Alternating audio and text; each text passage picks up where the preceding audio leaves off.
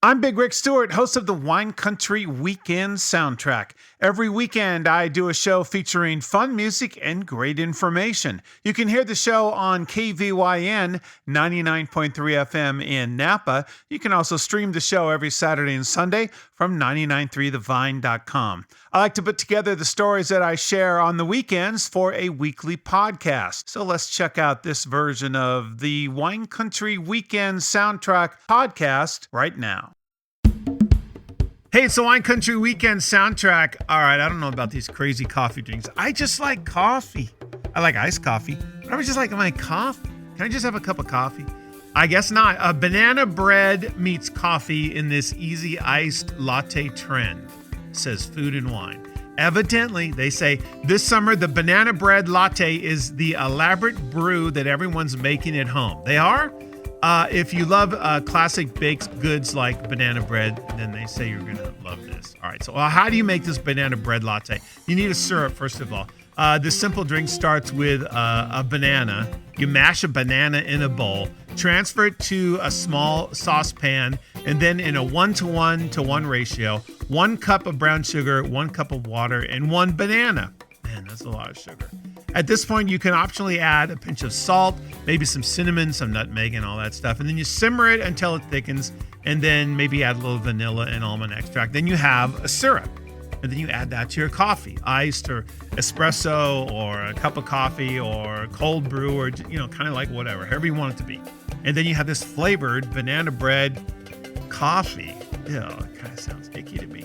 If you don't want to go through all this, they say Dutch Brothers has some of this syrup, and you can order that when you go to Dutch Brothers, and you can check it out, and you can have coffee that tastes like banana bread. Why would you want that? I don't know. Maybe it's delicious.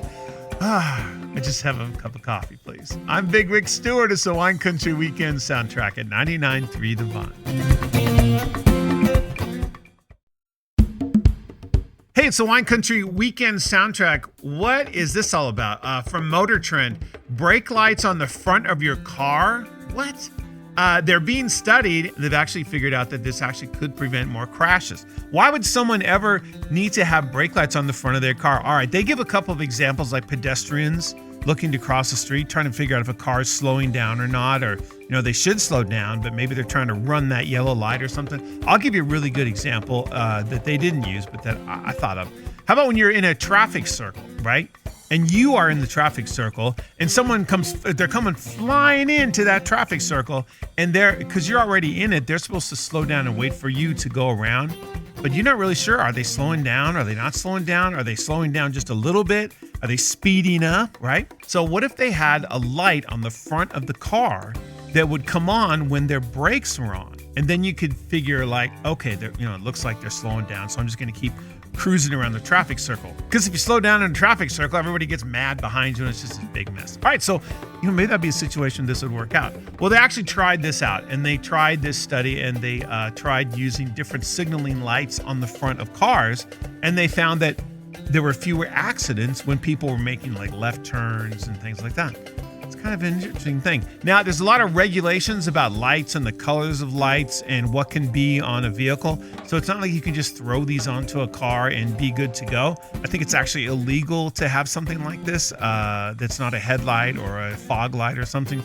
And what color it can be is all different around the world. So those things still have to be worked out. And don't think this is going to be happening very soon. But if you hear about this, think wow, I remember hearing about those front brake lights on the Wine Country Weekend Soundtrack at 99.3 The Vine. How about that? It's a Wine Country Weekend Soundtrack. I'm Big Rick Stewart. This is from, believe it or not, Good Housekeeping Online, which, I don't know, it comes up in my news feed. And they have some pretty good stories. 5 things you should unplug before you go on vacation. And this is a guy who is like one of these house expert kind of guys.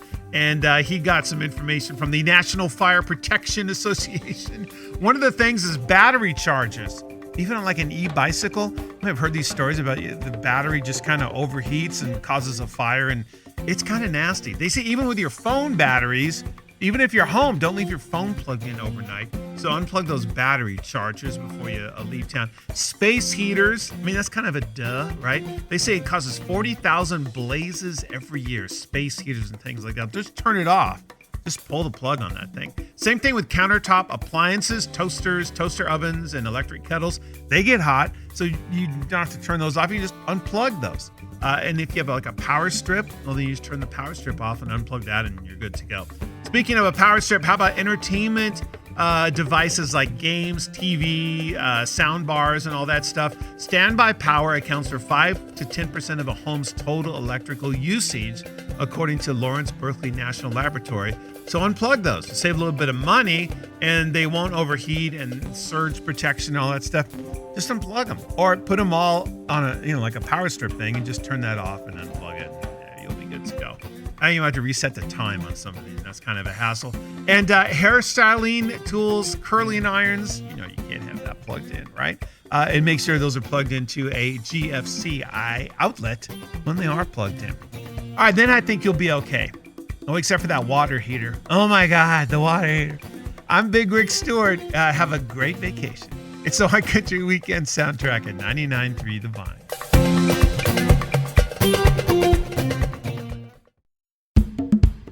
It's a Wine Country Weekend Soundtrack. Hey, I'm Big Rick Stewart. In Las Vegas, Sphere is this amazing venue. You can just go online, find their social media, and you'll just be amazed. It is this giant, huge indoor arena that has this amazing light video projection system. It's just phenomenal. And U2 is there, the Eagles, Fish, Kenny Chesney. The shows there are just amazing. And now they've got a version of Wizard of Oz. It's actually the movie Wizard of Oz. And they're going to show this at Sphere Las Vegas. I'll tell you about the movie, and I'll tell you a great deal on somewhere to stay. So first up, the movie. The movie is going to be showing in August. It's going to open August 28th. They have 167,000 programmable speakers at Sphere Las Vegas, including in your seat. So the seats are going to rumble. No matter where you sit, the sound is going to be amazing. They've actually gone through and taken the soundtrack completely apart with the dialogue and more, and they've remixed it and re-engineered it for the surround system at Sphere Las Vegas. So that's amazing. They've re-recorded the soundtrack at the original scoring stage they used in a 1930s style. It's a 160,000 square foot interior display that wraps around the audience. It's amazing, and they're going to show Wizard of Oz there. Isn't that cool?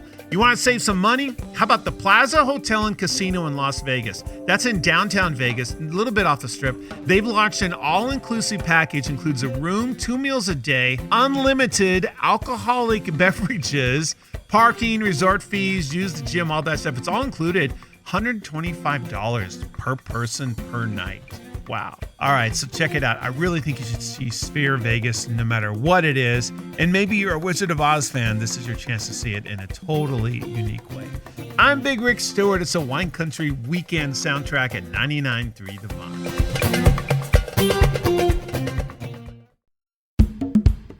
Hey, it's the Wine Country Weekend Soundtrack. I like this one. Something's easier to do and better for you. All right, I like that. This is from fitandwell.com. This guy tried Zone 2 workouts to see what would happen. They had this running swimming event, and they thought, okay, I'm going to try this Zone 2 thing. Now, what is Zone 2? Zone 2 refers to your heart rate, and it's actually 60 to 70% of your max heart rate. That might sound like a lot, but it's actually not. It's just like a brisk walk. You should still be able to sing and talk fairly comfortably and breathe through your nose. You're not huffing and puffing like, you're on a treadmill, like getting in some crazy workout. Zone 2 is fairly comfortable, and you should be able to do it for quite a while. And Zone 2 is where you burn fat.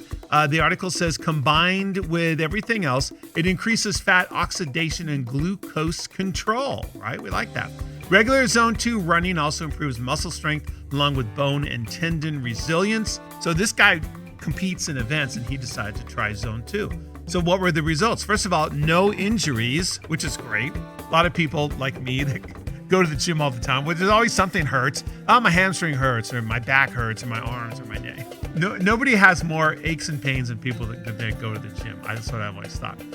He also learned a new skill, which is breathing through his nose while he worked out. And his VO2 max, which measures how much oxygen your body can use, did not fall. It actually remained the same. And he did really well in his event that he was training for. If you want to try this out, you can split your, say, 40-minute run into blocks of a 3-minute run and a 2-minute walk. You can monitor your heart rate with your Apple Watch or some other fitness device, and take it easy. It might take a little bit longer, but a Zone 2 workout is good.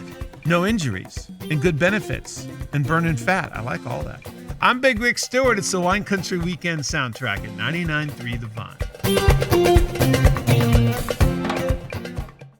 And those are the stories from the Wine Country Weekend Soundtrack. Check out the weekly podcast and check out the show. It's every Saturday and Sunday, all day at 99.3 FM in Napa or streaming online from 993thevine.com.